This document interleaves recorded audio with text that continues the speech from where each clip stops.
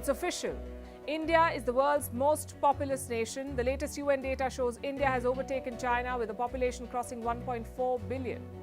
China has been regarded as the world's most populous country since the fall of the Roman Empire. Hi everybody, welcome to Curious. India overtakes China, becomes most populous nation with 142.3 crore people, as reported by United Nations Population Fund. The report says that 68% of India's population is in the age group of 15 to 64 years. India's population and potential labor force make it the next big economic story. One capable of capitalizing on China's economic struggles, or does the world's largest democracy have an Achilles heel that could derail those dreams? India's youth bulge is a double-edged sword. To gain from it, India will need to create enough jobs for millions who enter its workforce every year, a challenge at which it is currently failing. For that, India needs to attract global investments. The window of opportunity is shrinking, and unless India moves quickly, its demographic dividend could easily turn into unemployment nightmare.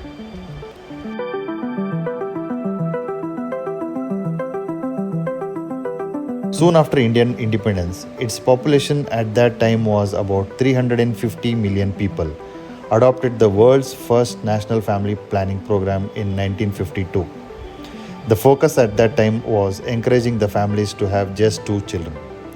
But by 1960s, the Indian government under former Prime Minister Mrs. Indira Gandhi started taking more aggressive, even repressive measures to control birth rates, which stood close to 6 children per woman compared with 2 at present. The country's economic growth was slow at that time. It averaged 4% from 1950s to until the start of 1990s. A surging population was seen as a problem. The West, which viewed Indian democracy as a counterweight to Chinese communism, agreed to help. The World Bank loaned $66 million for sterilization program, while United States linked its food aid to hungry India to the country's success at Population Control Initiative. In 1970s, India carried out forced sterilization on millions of Indians, thousands of whom died from botched up surgeries. Then in 1980s and 1990s, India began opening up its economy to the private sector. The country's growth rate picked up first to 5.5% through 1990s and then beyond 7% on average from the late 2000s. Policymakers began viewing a growing young population in the form of so-called demographic dividend.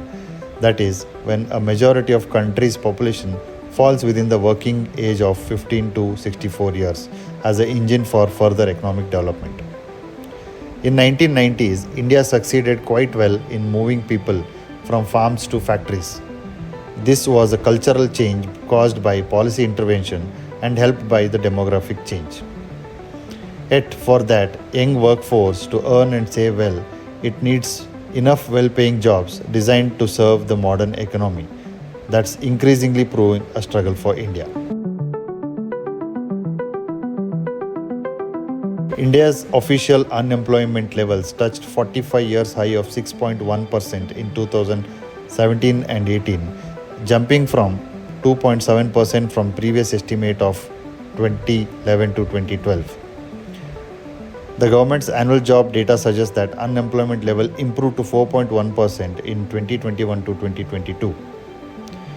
Close to 5 million workers enter the labor force every year in India. The government's own production-linked incentive scheme for selected sectors is expected to create 6 million jobs in 5 years, which will not be sufficient to cater India's growing labor market.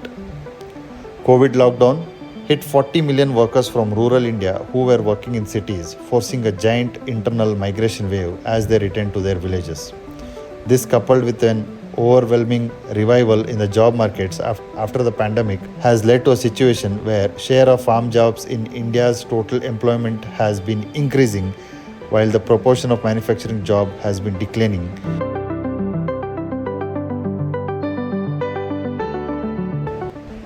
As companies look at diversifying their business and investments beyond China, India is well positioned to take advantage. China is aging so quickly that the share of its population above the age of 60 is set to increase from 20% at present to 30% by 2035. A large working population makes India attractive not just from labor market perspective, but because the country could act as a large market for goods and services. Taiwanese contract manufacturer Foxconn has reportedly won an order to build a factory in India to produce Apple's AirPods. Last year, Foxconn signed an agreement with Indian mining giant Vedanta to invest $20 billion in setting up country's first private semiconductor and display production plant in the state of Gujarat.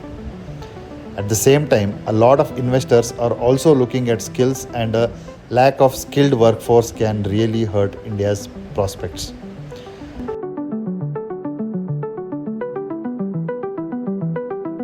India's workforce will not remain young forever. With fertility rates falling, India's working age population 20 to 59 years is expected to peak at 59% of overall population by 2041. India's government needs to act swiftly to change that perception and ensure that there are incentives to create sufficient good quality jobs. The country has once in a lifetime opportunity. To cash in on that, it needs to strengthen apprenticeship programs and expand partnerships between public and private sector to improve the skills of workers. The opportunity could really develop into crisis. India must ramp up investments and absorb all the people into the workforce. Otherwise, the demographic dividend can turn into a demographic disaster. Do let us know your thoughts in the comment section below. Thank you.